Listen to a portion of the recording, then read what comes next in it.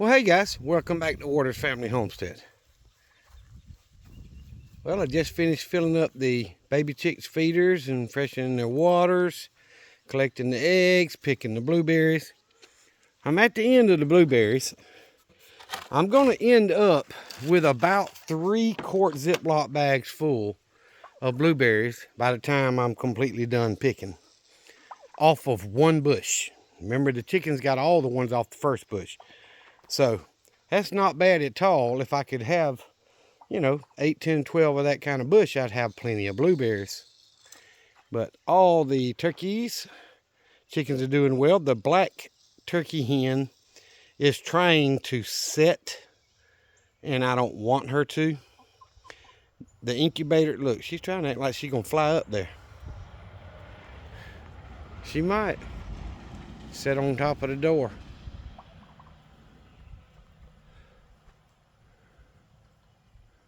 We'll see.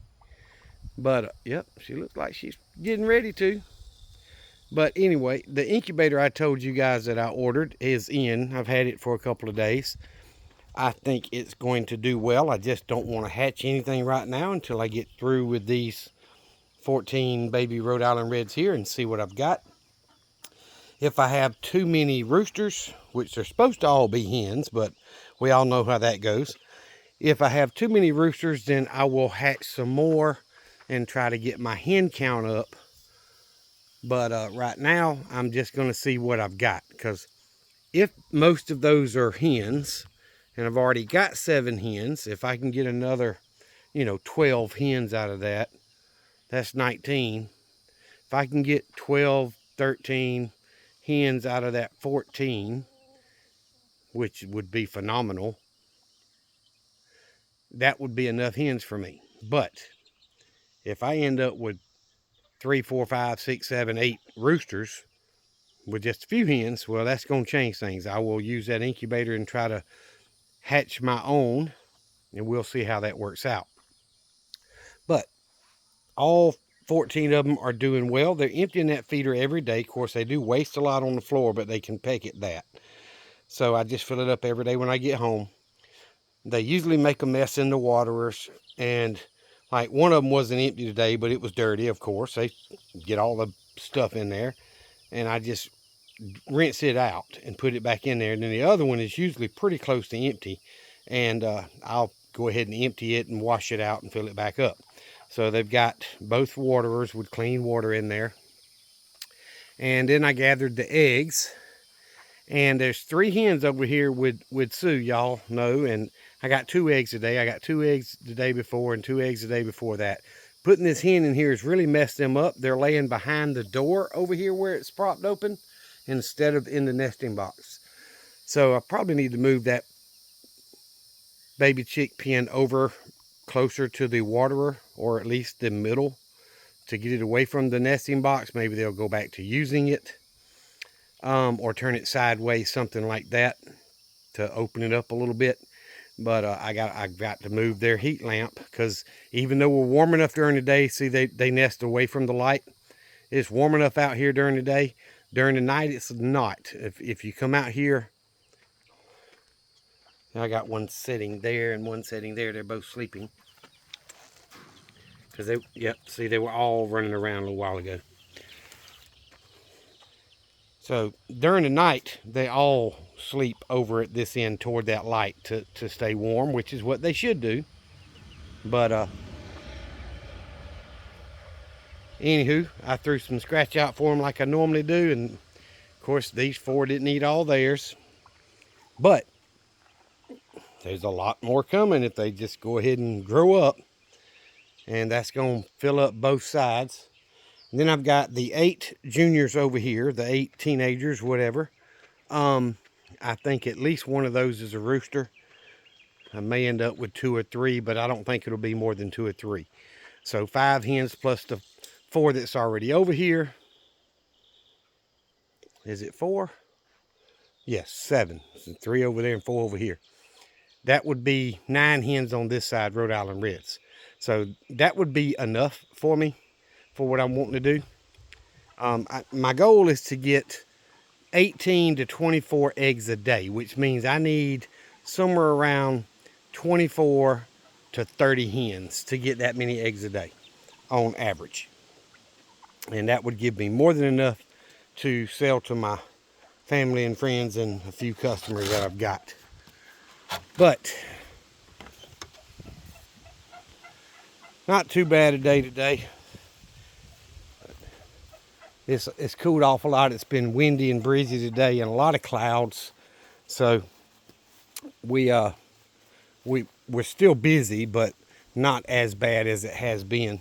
So I was looking at the pear trees and the peach trees, and the peaches are still doing well. There's like that one there that's almost baseball size, not quite. It's bigger than a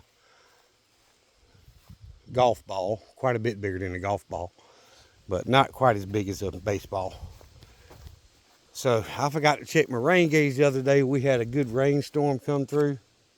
They still a little bit in here, 1/10 of an inch, so hadn't all evaporated out. But I was gonna walk around here and check the peach tree that broke and fell over. The peaches are still on there. A lot of them have been drilled, but as y'all can see, they're not, they're bigger than a golf ball, but still they're not nowhere near as big as I'd like them to be, but they're still growing and turning. So I'm not going to cut this tree down until it's done. Even if I only get one peach, it's more than I had. So, and this one here has still got a lot of peaches on it. I haven't counted them, but there's quite a few, and I see a bad one up there. So I may not get any, I don't know, but hopefully. And then I've got this shoot coming up right here. So I'm thinking of letting this shoot grow this year, not cut it down, and end up cutting this tree down since it's one of those growing crooked. And that one's got a shoot coming up, and I don't know if it's going to make it or not, but hopefully it will. If it'll shoot up another shoot, I'll cut that tree off and take the one that's growing straight. But both fig trees are doing well. This one's almost doubled in size this year, which is nice. And it's got quite a few little bitty figs on it. I mean, for its size. And this one is just loaded with figs. All inside of it. From teeny tiny to smaller than a dime to bigger than a dime. And they don't get much bigger than a dime when they turn ripe. They just turn a dark, almost purple color, but they are awesomely sweet. Way better than what you buy in the store. So I'm hoping I get a good amount of figs. See how full that is in there of figs? That's a lot of figs, y'all, for one little tree that's, still growing. And I've got these branches here, which I should have cut off, but it's all right. All this new growth has got figs on it. So I'm going to prune this thing even further back this year and try to get some to grow straight up and do away with the wideness of it and get some height out of it. And the apple tree is still growing, but I haven't seen any blooms. I guess it's too early for it still, but I don't expect anything out of them. So as y'all know, I've got the fence I need to fence in this goat pen. And I've got the T-post. I've stacked them. Where did I stack them? Thought I put them over here.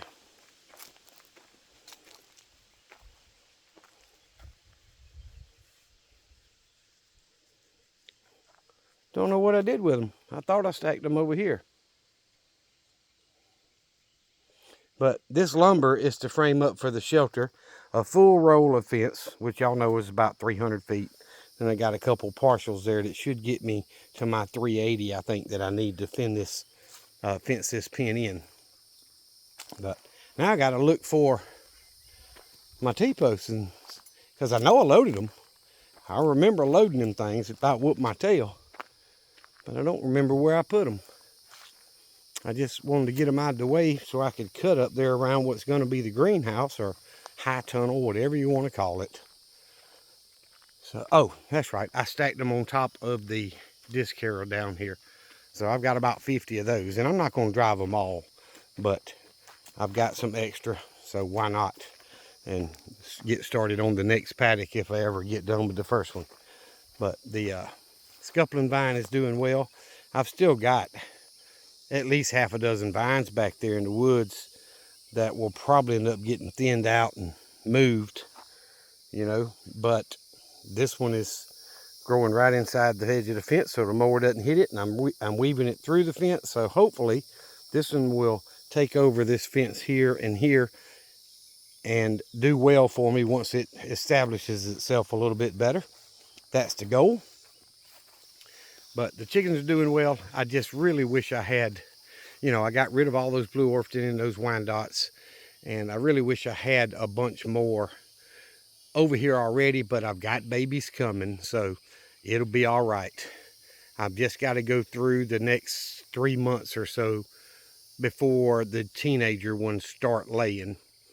And, you know, if I can get through the next probably 2 to 3 months, possibly 4, Rhode Island Reds typically start laying between 5 and 6 months, and they're already over 2 months old. So less than 4 months before they're laying, and that'll get us through the summer, and hopefully I'll be back to getting the number of eggs that I want. So I've got to, I was going to borrow a pressure washer from work, pressure wash this engine on the mower. Started leaking oil right back here when I parked it last time I cut. And it was just that little bit, that little stain down there on the ground. It's never leaked before, enough to drip. So I want to pressure wash it and see if I can figure out where it was dripping from, because I don't want to tear it up. I do have another motor, but who wants to change motors if you don't have to? So that's, I've got a guy that's going to look at it for me. We'll see. I may end up having to do it myself or take it to my buddy Tim over there and let him look at it, something like that, but I don't know. But either way, I'm throwing them scratch feed every day because they look forward to that. Not every day, but most days. I did not have a great egg day today, though. I've been getting 6 or 7 eggs a day. I've got 7 hens. Today, I only got 4. Those baby chicks being in Junior's pen has really threw them off since they're laying behind that door instead of in the nesting boxes. And see the black turkey, I'm going to zoom in right here. The black turkey hen is spending a lot of time in the nesting box, and I keep going in there and getting the eggs out and not letting her sit, and I don't want her to. That's what I bought the incubator for, because, you know, after the last time, yes, I gained 5 from what she sat on, but she stepped on 2 of them and killed them, and she cracked several while she was getting in and out of the nest. And I don't want all that to happen. I'd rather, if I take the time to incubate them, at least give them a chance to hatch and try to raise them. And turkeys are just too heavy and clumsy for baby chicks. And personally, I think they're too clumsy for baby turkeys too, because they die so easy. So I'm just gonna keep taking eggs, and hopefully she'll quit being broody. And when I want to breed some, then I'll try that new incubator out and see how it does. All the reviews, or 98% of the reviews that I saw, which was a bunch, were really good on that little incubator. So we'll see if it works out. I don't know. It's an automatic waterer, you know, for the humidity and all that. So maybe I won't screw it up. We'll find out. But either way, I appreciate you guys watching, all you new subscribers. Thank you very much. We have gained a couple of more, which is miraculous. Y'all may not know it, but you're a miracle. With a, you know, I learned something today. One of the other channels that I follow was talking about this lady saying she was a conservative, but y'all, she was a liberal. And there may be some what they call liberal conservatives out there, but I am a constitutional conservative, but I thought I would start with a better description of what I actually am. I am a Christian constitutional conservative, which means Jesus first, the Constitution second, as far as my country goes. And we need to fix this mess. Don't fall for the what I call false idols out there and all the fake people. That's what they're doing. That's how they've gained the foothold they've got in this country, which is trying to destroy it. And we just can't allow that to happen, y'all. We've got to take our country back, period. Before another country decides that they want it and there's nothing anybody can do. But thank y'all for watching. I appreciate you. Y'all remember what I always tell you. Jesus Christ loves you, and so do I. Y'all be safe. Be prepared.